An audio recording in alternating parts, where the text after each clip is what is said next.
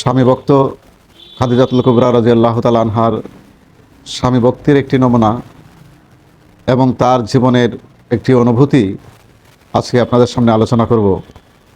যে কথাগুলি শুনলে একজন মানুষের জীবন পরিবর্তন হতে বাধ্য। রাসূল করিম সাল্লাল্লাহু আলাইহি ওয়াসাল্লাম একাধিক বিয়ে করেছিলেন। হযরত খাদিজাতুল কুবরা রাদিয়াল্লাহু তাআলা আনহা যতদিন জীবিত ছিলেন তিনি দ্বিতীয় বিবাহ করেননি। খাদিজার প্রতি রাসূলের এত মহব্বত এবং রাসূলের প্রতি খাদিজার এত মহব্বত পৃথিবীর ইতিহাসে বিরল। একটি ছোট্ট ঘটনা থেকে আমরা বুঝতে পারব যে খাদিজাতুল কুবরা রাদিয়াল্লাহু তাআলা আনহা রাসূলকে কত মহব্বত করতেন। একদা রাসূল করিম সাল্লাল্লাহু আলাইহি ওয়াসাল্লাম গভীর রজনীতে বাড়ি ফিরলেন। যে সময় ফিরলেন এই সময় সাধারণত মানুষ সজাগ থাকার কথা নয়। খাদিজা রাদিয়াল্লাহু তাআলা আনহার দরজার কাছে রাসূল করিম সাল্লাল্লাহু আলাইহি ওয়াসাল্লাম ছোট্ট করে একটি টোকা দিলেন, সঙ্গে সঙ্গে দরজা খুলে গেল। আল্লাহ রসুল খাদিজাকে বললেন যে খাদিজা, আমি আশ্চর্যান্বিত হয়ে গেলাম, এত রাত্রে তো মানুষ সজাগ থাকার কথা ছিল না, তুমি কি সজাগ ছিলে নাকি? খাদিজাতুল কুবরা রাদিয়াল্লাহু তাআলা আনহা বলেন, ইয়া রাসূলুল্লাহ, আপনি বাহিরে দিনের কাজ করছেন, কষ্ট করছেন, মানুষের গালমন্দ খাচ্ছেন, আর আমি আপনার স্ত্রী হয়ে বিছানায় ঘুমিয়ে থাকবো, সেটা হতে পারে না। আমি অপেক্ষা করে আছি যে আমার নবীজি কখন ডাক দিবেন। এক ডাকে যদি দরজা খুলে দিতে না পারি নবীজির সঙ্গে আমার বেয়াদবি হয়ে যাবে। এই জন্য আপনি আসা পর্যন্ত আমি বিছানার সাথে আমার কোনো সম্পর্ক নেই, আমার প্রিয় নবীজির জন্য আমি অপেক্ষা করে আছি। সুবহানাল্লাহ। রাসূল করিম সাল্লাল্লাহু আলাইহি ওয়াসাল্লাম হযরত খাদিজাতুল কুবরা রাদিয়াল্লাহু তাআলা আনহার উরুতে মাথা রেখে তিনি শুয়ে পড়লেন। এরপরে যে ঘটনাটি ঘটল, রাসূল ঘুমিয়ে গেছেন, হঠাৎ করে রাসূলের ঘুম ভেঙে গেল। কী কারণে? হযরত খাদিজাতুল কুবরা রাদিয়াল্লাহু তাআলা আনহার চোখ থেকে এক ফোঁটা গরম পানি রাসূলের উপরে পড়ার সঙ্গে সঙ্গে রাসূলের ঘুম ভেঙে গেল। রাসূল চেয়ে দেখেন খাদিজাতুল কুবরা রাদিয়াল্লাহু তাআলা আনহা কাঁদছেন। নবীজি বললেন, খাদিজা, তুমি কাঁদো কেন? কি হয়েছে তোমার? এই সময় খাদিজাতুল কুবরা রাদিয়াল্লাহু তাআলা আনহা বলেন, ইয়া রাসূলুল্লাহ, আজকে আমি আপনার কাছে 4টি আবদার করতে চাই, আপনি আমার আবদারগুলি রাখবেন? নবীজি বললেন, খাদিজা, তোমার এমন কি আবদার যা আমি রাখতে পারবো না?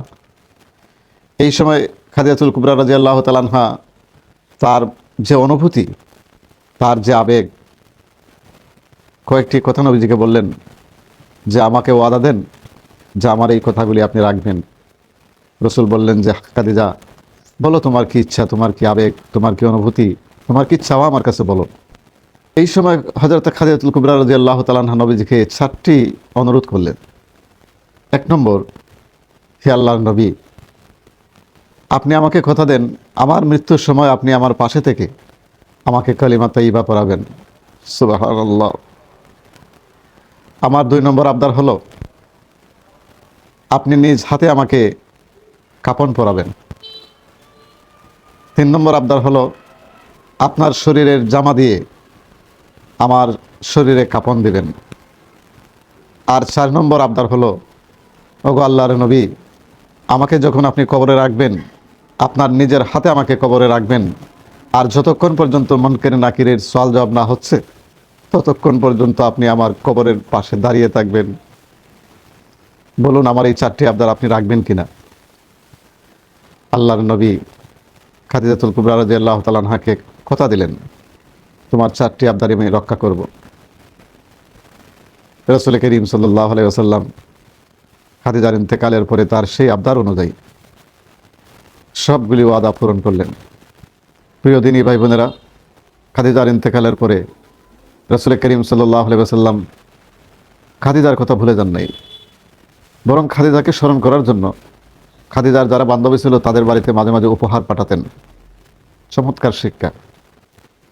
যখনই তিনি আল্লাহর কাছে দোয়া করতেন তখন বলতেন, হে আল্লাহ, যেদিন হাসরের মাঠ কায়েম হয়ে যাবে, স্বামী তার স্ত্রীকে ভুলে যাবে, স্ত্রী তার স্বামীর কথা ভুলে যাবে, সন্তান মা বাবাকে ভুলে যাবে, মা বাবা সন্তানের কথা ভুলে যাবে, সেই কঠিন হাসরের ময়দানে আমি যেন খাদিজার কথা ভুলে না যাই। এইভাবে রাসূল করিম সাল্লাল্লাহু আলাইহি ওয়াসাল্লাম সারাটা জীবন তার স্ত্রীর জন্য দোয়া করতেন। এ থেকে আমাদের জন্য শিক্ষণীয় বিষয় হলো, আমরা শুধু নিজের জন্য দোয়া করব না, যাদের স্ত্রী আছে স্ত্রীর জন্য দোয়া করবেন, স্ত্রী তার স্বামীর জন্য দোয়া করবে, মা বাবা তার সন্তানের জন্য দোয়া করবে, সন্তান মা বাবার জন্য দোয়া করবে, একে অপরের জন্য দোয়া করবে, সকল মুসলিম উম্মার জন্য দোয়া করবে। প্রিয় দিনী ভাই বোনেরা, খাদিজাতুল কুবরা রাদিয়াল্লাহু তাআলা আনহার মৃত্যু সংক্রান্ত কবর, হাসর, মুনকার নাকিরের সওয়াল জবাব, এই সংক্রান্ত বিষয়ে তার যে অনুভূতি, এই অনুভূতি যদি একটি মানুষের থাকে তাহলে সে সত্যিকারের মানুষ হতে বাধ্য। আল্লাহ আমাদেরকে বোঝার তৌফিক দান করুন। সবাই ভালো থাকুন, সুস্থ থাকুন। আসসালামু আলাইকুম ওয়া রাহমাতুল্লাহি ওয়া বারাকাতুহু।